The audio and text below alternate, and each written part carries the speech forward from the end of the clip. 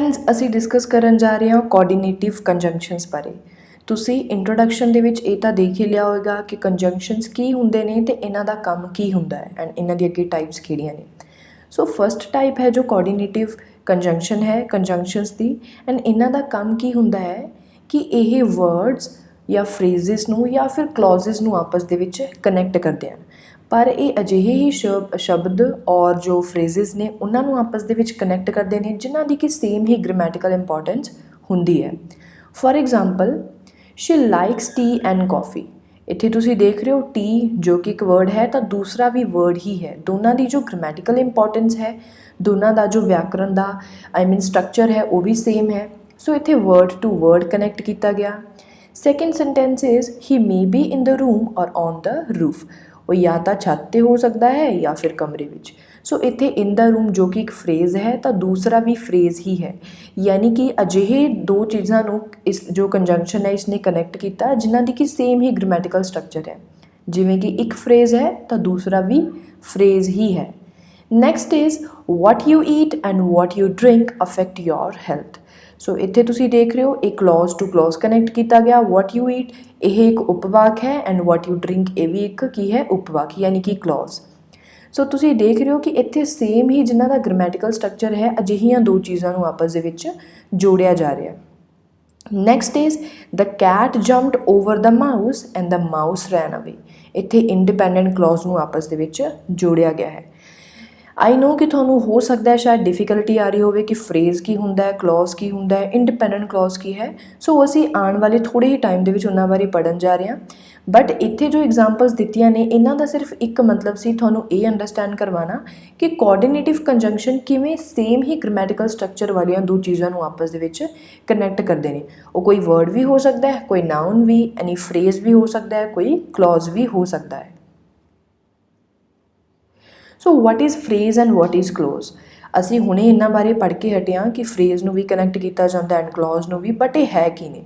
ਸੋ phrase ਦਾ ਜੋ ਮਤਲਬ ਹੈ ਇਹ ਕੀ ਹੁੰਦਾ ਹੈ ਕਿ ਇਹ ਵਰਡਸ ਦਾ ਇੱਕ ਗਰੁੱਪ ਹੁੰਦਾ ਹੈ ਜਿਹਦੇ ਵਿੱਚ ਕਿ ਕੋਈ ਸਬਜੈਕਟ ਵਰਬ ਕੋਂਬੀਨੇਸ਼ਨ ਨਹੀਂ ਹੁੰਦਾ, ਇਸ ਲਈ ਇਹਨੂੰ ਵਾਕ ਅੰਸ਼ ਵੀ ਕਿਹਾ ਜਾਂਦਾ ਹੈ, ਯਾਨੀ ਕਿ ਵਾਕ ਦਾ ਛੋਟਾ ਜਿਹਾ ਹਿੱਸਾ। For example behind the building, on the table, on the roof, behind the chair, on the chair. ਇੱਥੇ ਤੁਸੀਂ ਕੀ ਦੇਖ ਰਹੇ ਹੋ ਕਿ ਵਰਡਸ ਦਾ ਇੱਕ ਗਰੁੱਪ ਹੈ ਬਟ ਨਾ ਹੀ ਉੱਥੇ ਕੋਈ ਸਬਜੈਕਟ ਹੈ ਨਾ ਹੀ ਕੋਈ ਵਰਬ ਹੈ, ਯਾਨੀ ਕਿ ਵਾਕ ਦਾ ਜੋ ਇੱਕ ਸਟਰਕਚਰ ਹੁੰਦਾ ਹੈ ਬਣਾਉਣ ਵਾਲਾ ਫਰੇਜ਼ ਉਹ ਫੋਲੋ ਨਹੀਂ ਕਰਦਾ। ਇਹ ਸਿੰਪਲ ਸਿਰਫ ਵਰਡਸ ਦਾ ਗਰੁੱਪ ਹੁੰਦਾ ਹੈ। On the other hand clause ਕੀ ਹੁੰਦਾ ਹੈ, ਇਹਦੇ ਵਿੱਚ ਸਬਜੈਕਟ ਵਰਬ ਕੋਂਬੀਨੇਸ਼ਨ ਹੁੰਦਾ ਹੈ, ਯਾਨੀ ਕਿ ਕਰਤਾ ਵੀ ਹੋਏਗਾ ਕਿਰਿਆ ਵੀ ਹੋਏਗੀ। ਫੋਰ ਐਗਜ਼ਾਮਪਲ ਸੌਰਵ ਪਾਰਕਡ ਹਿਜ਼ ਕਾਰ। ਸੌਰਵ ਨੇ ਆਪਣੀ ਕਾਰ ਪਾਰਕ ਕੀਤੀ। ਸੌਰਵ ਇੱਥੇ ਸਬਜੈਕਟ ਹੈ, ਪਾਰਕ ਇੱਥੇ ਇੱਕ ਵਰਬ ਹੈ ਐਂਡ ਹਿਜ਼ ਕਾਰ ਇੱਥੇ ਕੀ ਹੈ ਆਬਜੈਕਟ। ਸੋ ਇਹ ਹੈ ਫਰੇਜ਼ ਔਰ ਕਲੌਜ਼ ਦੇ ਵਿੱਚ ਬੇਸਿਕ ਜਿਹਾ ਡਿਫਰੈਂਸ, ਯਾਨੀ ਕਿ ਫਰੇਜ਼ ਦੇ ਵਿੱਚ ਕੋਈ ਸਬਜੈਕਟ ਵਰਬ ਕੋਂਬੀਨੇਸ਼ਨ ਨਹੀਂ ਹੁੰਦਾ ਐਂਡ ਕਲੌਜ਼ ਦੇ ਵਿੱਚ ਸਬਜੈਕਟ ਵਰਬ ਕੋਂਬੀਨੇਸ਼ਨ ਹੁੰਦਾ ਹੈ। ਸੋ ਅਸੀਂ ਕਲੌਜ਼ ਦੇ ਬਾਰੇ ਵੀ ਪੜ੍ਹ ਚੁੱਕੇ ਹਾਂ ਐਂਡ ਅੱਗੇ ਕਲੌਜ਼ ਦੀਆਂ ਦੋ ਫਰਦਰ ਟਾਈਪਸ ਨੇ। First is independent clause. Independent clause ਯਾਨੀ ਕਿ ਅਜਿਹਾ ਉਪਵਾਕ ਜੋ ਕਿ ਆਪਣੇ ਆਪ ਦੇ ਵਿੱਚ ਹੀ ਵਾਕ ਦੇ ਵਾਂਗ ਕੰਮ ਕਰ ਸਕਦਾ ਹੈ। ਇੰਡੀਪੈਂਡੈਂਟ ਕਲੌਜ਼ ਉਸ ਨੂੰ ਕਿਹਾ ਜਾਂਦਾ ਹੈ। For example I shall stay at home, ਮੈਂ ਘਰੇ ਰਵਾਂਗਾ। ਸੋ ਇੱਥੇ ਜੋ ਸੈਂਟੈਂਸ ਦਾ ਆਪਣਾ ਪੂਰਾ ਮਤਲਬ ਵੀ ਨਿਕਲ ਰਿਹਾ ਹੈ ਅਤੇ ਇਸ ਸੈਂਟੈਂਸ ਨੂੰ, ਇਸ ਕਲੌਜ਼ ਨੂੰ ਆਪਣਾ ਮਤਲਬ ਦੱਸਣ ਦੀ ਕਿਸੇ ਹੋਰ ਦੀ ਲੋੜ ਨਹੀਂ ਹੈ, ਕਿਸੇ ਹੋਰ ਦੀ ਹੈਲਪ ਲੈਣ ਦੀ ਲੋੜ ਨਹੀਂ ਹੈ। ਸੋ ਦੈਟ ਇਜ਼ ਵਾਈ ਇਹਨੂੰ ਇੰਡੀਪੈਂਡੈਂਟ ਕਲੌਜ਼ ਕਿਹਾ ਜਾਂਦਾ ਹੈ। On the other hand dependent clause ਕੀ ਹੁੰਦਾ ਹੈ, ਜਿਹੜਾ ਕਿ ਆਪਣੇ ਆਪ ਦੇ ਵਿੱਚ ਸੈਂਟੈਂਸ ਦੇ ਵਾਂਗ ਨਾ ਕੰਮ ਕਰ ਸਕੇ। For example if it rains, ਯਾਨੀ ਕਿ ਅਗਰ ਬਾਰਿਸ਼ ਹੁੰਦੀ ਹੈ, ਅਗਰ ਬਾਰਿਸ਼ ਹੁੰਦੀ ਹੈ ਦੈਨ ਕਿਆ ਉੱਥੇ ਕੀ ਹੋਏਗਾ। ਸੋ ਇਟ ਮੀਨਸ ਇੱਥੇ ਜੋ ਸਿਚੁਏਸ਼ਨ ਹੈ ਕਲੀਅਰ ਨਹੀਂ ਹੈਗੀ, ਤੁਸੀਂ ਮੇਰੇ ਤੋਂ ਕੁਐਸਚਨ ਪੁੱਛ ਰਹੇ ਹੋ ਕਿ ਕੀ ਹੋਏਗਾ, ਇੱਥੇ ਇੱਕ ਸਸਪੈਂਸ ਬਣਿਆ ਹੋਇਆ, ਯਾਨੀ ਕਿ ਇਸ ਕਲੌਜ਼ ਦਾ ਆਪਣਾ ਜੋ ਮਤਲਬ ਹੈ ਉਹ ਪੂਰਾ ਨਹੀਂ ਨਿਕਲ ਰਿਹਾ। ਸੋ ਇਹ independent clause and dependent clause ਦੇ ਵਿੱਚ ਡਿਫਰੈਂਸ ਹੁੰਦਾ ਹੈ। ਸੋ ਜਿਵੇਂ ਹੀ ਇਹਨਾਂ ਦੋਨਾਂ ਨੂੰ ਜੋੜ ਦਿੱਤਾ ਗਿਆ, I shall stay at home if it rains, ਮੈਂ ਘਰੇ ਰਹਾਂਗਾ ਅਗਰ ਬਾਰਿਸ਼ ਹੁੰਦੀ ਹੈ। ਸੋ ਜੋ ਫਸਟ ਪਾਰਟ ਹੈ ਜਿਹਨੂੰ ਕਿ ਆਪਣਾ ਮਤਲਬ ਦੱਸਣ ਦੀ ਕਿਸੇ ਹੋਰ ਦੀ ਲੋੜ ਨਹੀਂ ਹੈ ਉਹ ਕੀ ਹੋ ਗਿਆ ਇੰਡੀਪੈਂਡੈਂਟ ਕਲੌਜ਼। ਐਂਡ ਜੋ ਨੈਕਸਟ ਪਾਰਟ ਹੈ ਇਹ ਵਾਲਾ, ਇਹਦੇ ਵਿੱਚ ਇਸ ਨੂੰ ਆਪਣਾ ਮਤਲਬ ਦੱਸਣ ਲਈ ਇਸ ਪਾਰਟ ਦੀ ਲੋੜ ਹੈ। ਸੋ ਇਟ ਮੀਨਸ ਇਹ ਕਿਹੜਾ ਕਲੌਜ਼ ਹੋ ਗਿਆ dependent clause. So I hope ਕਿ ਤੁਹਾਨੂੰ ਫਰੇਜ਼ ਐਂਡ ਕਲੌਜ਼ ਦੀਆਂ ਜੋ ਇਹ ਟਾਈਪਸ ਨੇ ਇਹਨਾਂ ਬਾਰੇ ਚੰਗੀ ਤਰ੍ਹਾਂ ਪਤਾ ਲੱਗ ਗਿਆ ਹੋਵੇਗਾ। ਸੋ ਹੁਣ ਅਸੀਂ ਡਿਸਕਸ ਕਰਨ ਜਾ ਰਹੇ ਹਾਂ ਕਿੰਨਾਂ ਬਾਰੇ, ਕੋਆਰਡੀਨੇਟਿਵ ਕੰਜੰਕਸ਼ਨਸ। ਸੋ ਕੋਆਰਡੀਨੇਟਿਵ ਕੰਜੰਕਸ਼ਨਸ ਨੂੰ ਆਈ ਮੀਨ ਯੂ ਕੈਨ ਸੇ ਕਿ ਲਰਨ ਕਰਨ ਦਾ ਬਹੁਤ ਹੀ ਈਜ਼ੀ ਤਰੀਕਾ ਹੈ, ਦੈਟ ਇਜ਼ ਫੈਨ ਬॉयज़। ਸੋ ਇੱਥੇ ਹਰ ਇੱਕ ਜੋ ਲੈਟਰ ਲਿਖਿਆ ਹੋਇਆ ਹੈ ਇਹ ਇੱਕ ਕੰਜੰਕਸ਼ਨ ਨੂੰ ਡਿਨੋਟ ਕਰਦਾ ਹੈ। ਸੋ ਫਸਟ ਹੈ ਫॉर। ਸੋ ਫॉर ਨੂੰ ਜਦੋਂ ਐਜ਼ ਅ ਕੰਜੰਕਸ਼ਨ ਯੂਜ਼ ਕੀਤਾ ਜਾਂਦਾ ਹੈ ਇਹਦਾ ਮਤਲਬ ਹੁੰਦਾ ਹੈ ਕਿਉਂਕਿ। Yes, he gets weight easily for he always eats fast food। ਜਿਵੇਂ ਕਿ ਬਿਕੋਜ਼ ਨੂੰ ਵਰਤਿਆ ਜਾਂਦਾ ਹੈ ਉਵੇਂ ਹੀ ਫॉर ਨੂੰ ਇੱਥੇ ਵਰਤਿਆ ਜਾ ਰਿਹਾ, ਯਾਨੀ ਕਿ ਇਹਦਾ ਮਤਲਬ ਕੀ ਨਿਕਲ ਕੇ ਆ ਰਿਹਾ ਹੈ, ਕਿਉਂਕਿ। ਐਂਡ ਅਤੇ ਆਪਾਂ ਬਹੁਤ ਵਾਰ ਯੂਜ਼ ਵੀ ਕਰਦੇ ਹਾਂ ਇਹਨੂੰ। I have one dog and 3 lovely cats। ਸੋ ਇੱਥੇ ਕਨੈਕਟ ਕੀਤਾ ਗਿਆ। ਇੱਥੇ ਕੀ ਹੈ ਕਿ one dog ਜੋ ਕਿ ਇੱਕ ਫਰੇਜ਼ ਹੈ, ਇਹਨੂੰ 3 lovely cats ਦੂਸਰੇ ਫਰੇਜ਼ ਦੇ ਨਾਲ ਕਨੈਕਟ ਕੀਤਾ ਗਿਆ। ਨੈਕਸਟ ਇਜ਼ ਨੌਰ ਜਾਂ। ਸੋ ਨੌਰ ਦਾ ਮਤਲਬ ਹੁੰਦਾ ਹੈ ਨਾ ਤਾਂ। ਸੈਂਟੈਂਸ ਦੇ ਵਿੱਚ ਦੇਖਦੇ ਹਾਂ, neither my brother nor my friends supported me. So ਨਾ ਤਾਂ ਮੈਨੂੰ ਮੇਰੇ ਬ੍ਰਦਰ ਨੇ ਸਪੋਰਟ ਦਿੱਤੀ, ਨਾ ਹੀ ਮੇਰੇ ਫਰੈਂਡਸ ਨੇ। ਸੋ ਨੌਰ ਦਾ ਮਤਲਬ ਹੁੰਦਾ ਹੈ ਕਿ ਨਾ ਤਾਂ ਇਹ ਚੀਜ਼ ਨਾ ਹੀ ਦੂਸਰੀ। And B stands for but. But ਦਾ ਮਤਲਬ ਹੁੰਦਾ ਹੈ ਪਰ ਜਾਂ ਫਿਰ ਲੇਕਿਨ। I have got a bike but I haven't got a car। ਮੈਨੂੰ ਇੱਕ ਬਾਈਕ ਮਿਲ ਗਈ ਹੈ ਪਰ ਮੈਨੂੰ ਇੱਕ ਕਾਰ ਨਹੀਂ ਮਿਲੀ। ਸੋ B stands for but। then is O। O the Ki, O ਕਿਸ ਚੀਜ਼ ਨੂੰ ਡਿਨੋਟ ਕਰਦਾ ਹੈ, ਔਰ ਨੂੰ। ਸੋ ਔਰ ਦਾ ਮਤਲਬ ਹੁੰਦਾ ਹੈ ਜਾਂ। ਜਦੋਂ ਆਪਸ਼ਨਸ ਦੇਣੇ ਹੋਣ ਸੋ ਉਦੋਂ ਔਰ ਦੀ ਵਰਤੋਂ ਕੀਤੀ ਜਾਂਦੀ ਹੈ। ਐਲੈਕਸ ਲਿਵਸ ਇਨ ਟੈਕਸਾਸ ਔਰ ਕੈਲੀਫੋਰਨੀਆ। ਐਲੈਕਸ ਜਾਂ ਤਾਂ ਟੈਕਸਾਸ ਦੇ ਵਿੱਚ ਰਹਿੰਦਾ ਹੈ ਜਾਂ ਫਿਰ ਕੈਲੀਫੋਰਨੀਆ, ਯਾਨੀ ਕਿ ਦੋਨਾਂ ਦੇ ਵਿੱਚੋਂ ਇੱਕ ਦੇ ਵਿੱਚ ਰਹਿੰਦਾ ਹੈ। Then is yet. So Y stands for yet. ਜੋ ਤੁਹਾਨੂੰ ਇੱਥੇ ਕੀ ਪਲੇਅਰਸ ਦਿੱਤੇ ਗਏ ਨੇ ਇਹਦੇ ਵਿੱਚ ਜੋ ਵਾਈ ਹੈ ਇਹ ਯੈਟ ਲਈ ਸਟੈਂਡ ਕਰਦਾ, ਯਾਨੀ ਯੈਟ ਨੂੰ ਡਿਨੋਟ ਕਰਦਾ ਹੈ। ਯੈਟ ਮਤਲਬ ਫਿਰ ਵੀ।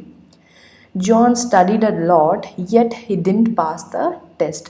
ਯਾਨੀ ਕਿ ਜੌਨ ਨੇ ਬਹੁਤ ਪੜ੍ਹਾਈ ਕੀਤੀ ਬਟ ਉਹ ਜੋ ਫਿਰ ਵੀ ਉਹ ਆਪਣੇ ਟੈਸਟ ਦੇ ਵਿੱਚ ਪਾਸ ਨਹੀਂ ਹੋਇਆ।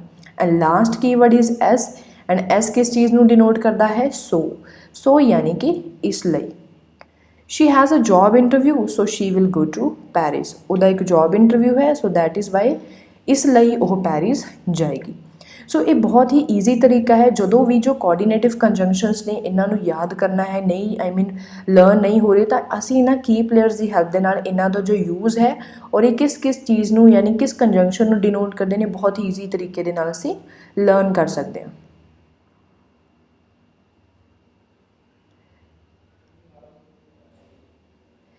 ਹੁਣ ਅਸੀਂ ਡਿਸਕਸ ਕਰਨ ਜਾ ਰਹੇ ਹਾਂ ਕਿ ਕੰਜੰਕਸ਼ਨ ਜੋ ਦੋ ਵਰਡਸ ਨੂੰ ਕਨੈਕਟ ਕਰਦੇ, ਯਾਨੀ ਕਿ ਹੁਣ ਤੁਹਾਨੂੰ ਐਗਜ਼ਾਮਪਲਸ ਮਿਲਣਗੀਆਂ।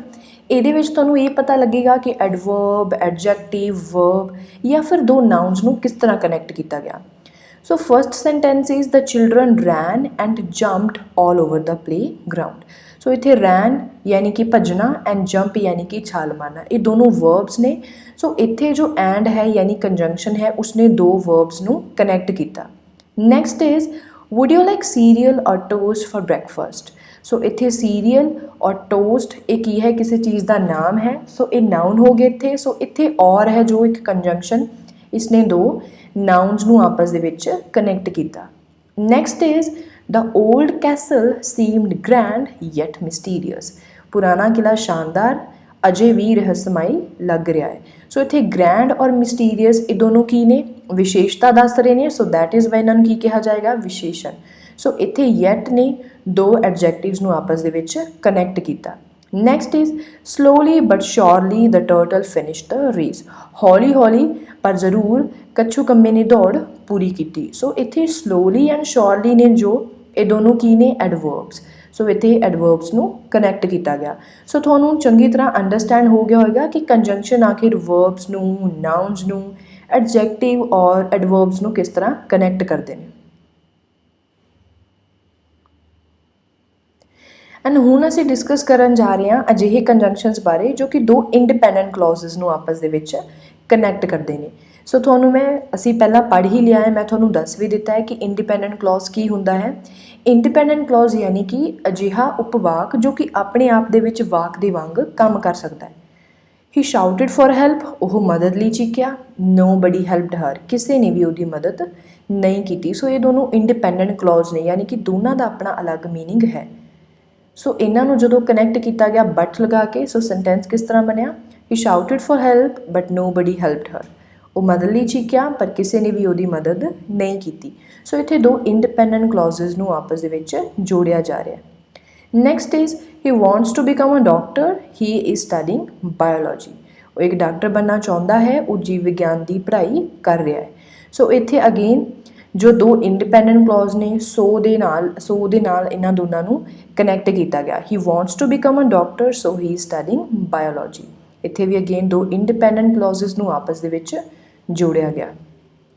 ਸੋ ਆਈ ਹੋਪ ਕਿ ਤੁਹਾਨੂੰ ਚੰਗੀ ਤਰ੍ਹਾਂ ਅੰਡਰਸਟੈਂਡ ਹੋ ਗਿਆ ਹੋਵੇਗਾ ਕਿ ਕੋਆਰਡੀਨੇਟਿੰਗ ਜੋ ਕੰਜੰਕਸ਼ਨਸ ਨੇ ਇਹ ਕਿਸ ਤਰੀਕੇ ਦੇ ਨਾਲ ਕੰਮ ਕਰਦੇ ਨੇ। ਸੋ ਇਹ ਤੁਹਾਡੇ ਲਈ ਇੱਕ ਬਹੁਤ ਹੀ ਛੋਟੀ ਜਿਹੀ ਐਕਸਰਸਾਈਜ਼ ਹੈ। ਇੱਥੇ ਤੁਸੀਂ ਕੀ ਕਰਨਾ ਹੈ ਕਿ ਜੋ ਪੈਰੈਂਥੇਸਿਸ ਦੇ ਵਿੱਚ ਯਾਨੀ ਕਿ ਬ੍ਰੈਕਟਸ ਦੇ ਵਿੱਚ ਜੋ ਤੁਹਾਨੂੰ ਕੰਜੰਕਸ਼ਨ ਦਿੱਤੇ ਗਏ ਨੇ ਉਹਨਾਂ ਦੇ ਵਿੱਚੋਂ ਕੋਈ ਜੋ ਅਪਰੋਪਰੀਏਟ ਕੰਜੰਕਸ਼ਨ ਹੈ ਯਾਨੀ ਕਿ ਸਹੀ ਕੰਜੰਕਸ਼ਨ ਹੈ ਉਹ ਤੁਸੀਂ ਫਿਲਅਪਸ ਦੇ ਵਿੱਚ ਜੋ ਬਲੈਂਕਸ ਨੇ ਇਹਨਾਂ ਦੇ ਵਿੱਚ ਫਿਲ ਕਰਨਾ ਹੈ। Thank you.